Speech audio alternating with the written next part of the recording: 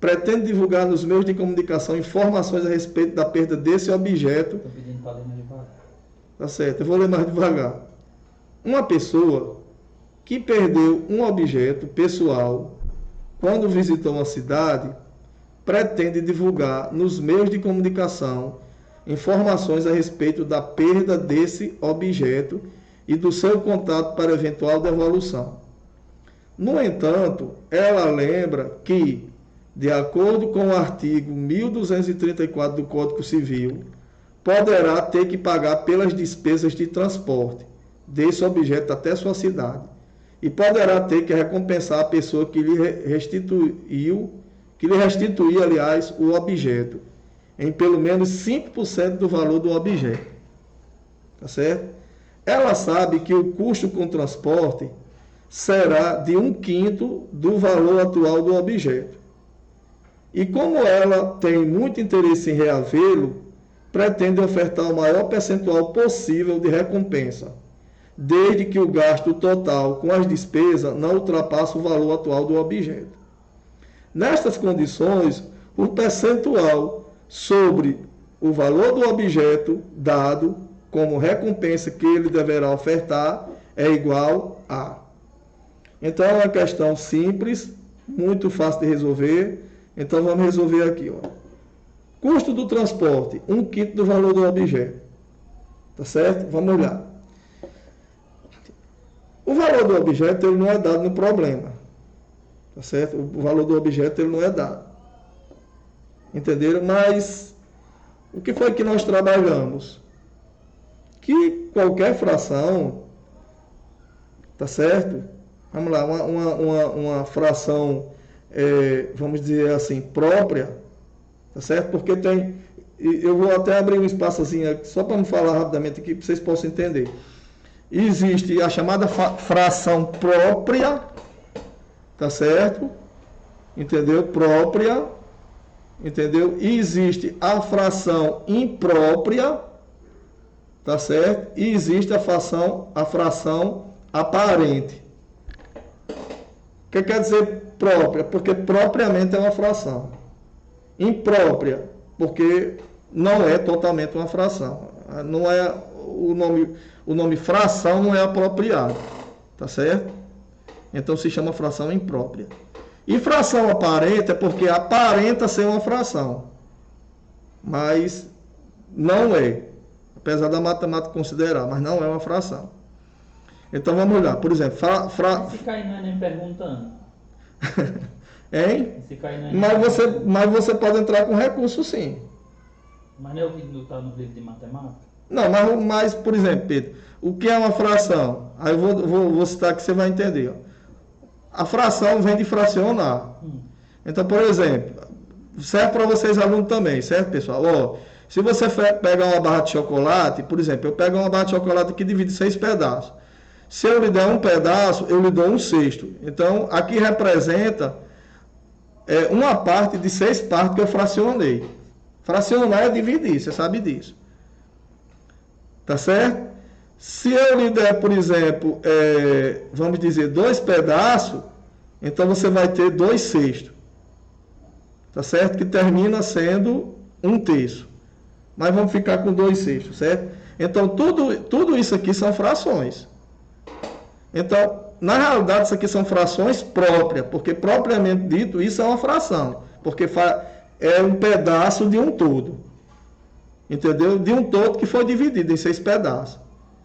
Então, conclusão, qualquer fração que o numerador é menor do que o denominador, tá certo? É chamado de fração própria. Tá certo? Lembre disso. Então, por exemplo, 1/6 é porque foi dividido alguma coisa em 6 partes e você pegou 1. 2/3 é porque alguma coisa foi dividida em 3 partes e você pegou 1. 4/5 é porque alguma coisa foi dividida em 5 partes e você pegou 4. Então, isso aqui são frações próprias. Então, qualquer fração própria, você pode transformar numa porcentagem. Legal? Como, professor? Você divide, por exemplo, 1 dividido por 6 e multiplica o resultado por 100%. 2 dividido por 3 e multiplica o resultado por 100%. 4 dividido por 5 e multiplica o resultado por 100%. Por exemplo, aí 4 dividido por 5. Pronto, aí 4 dividido por 5. 4 por 5 dá 0. Aí um 0 e vírgula. 8 vezes 5, 40. Então, 4 dividido por 5 deu 0,8. 0,8 vezes 100% dá 80%. Então, 4 sobre 5 equivale a 80%. Entenderam? Então, por exemplo, se eu digo assim, olha, tá aqui, eu tenho essa quantidade de dinheiro. Tá certo? Então, eu vou lhe dar 4/5. Então, eu estou lhe dando 80%. Tá certo? Então, qualquer fração própria, você pode transformar em porcentagem. Claro que as frações impróprias você também pode, mas já vai dar acima de 100%. Tá certo? Aí vamos lá. Aí o que é uma fração imprópria? Aí eu vou dizer, ó, por exemplo, ó, 4/3. 4/3 é uma fração imprópria. Por quê? Porque propriamente isso aqui não é somente uma fração. Tá certo? E o que é isso aqui? Aí eu vou desvendar para vocês. Aí logo, dando a definição. Qualquer fração cujo numerador é maior do que o denominador é chamado de fração imprópria. E a fração imprópria, na realidade, ela é um número misto. Tá certo? E o que seria um número misto? É a junção de dois números.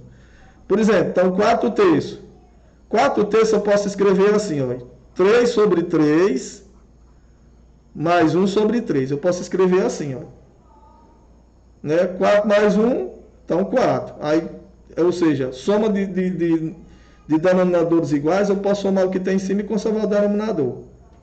Tá certo? Agora vamos lá. 3 dividido por 3 dá 1. Mais 1/3. Então, na realidade, gente, essa fração aqui imprópria, ela resulta da soma de 1 inteiro mais uma parte fracionária.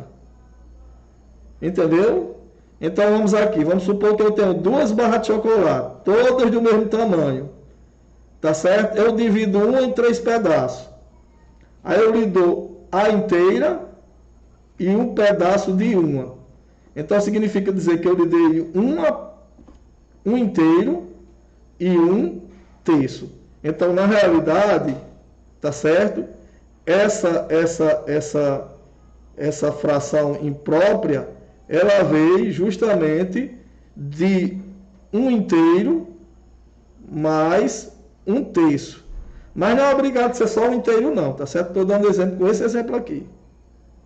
Poderia ser 2 mais 1/3, poderia ser 4 mais 1/3, tá certo? Então, seria isso. Aí a fração é só isso aqui.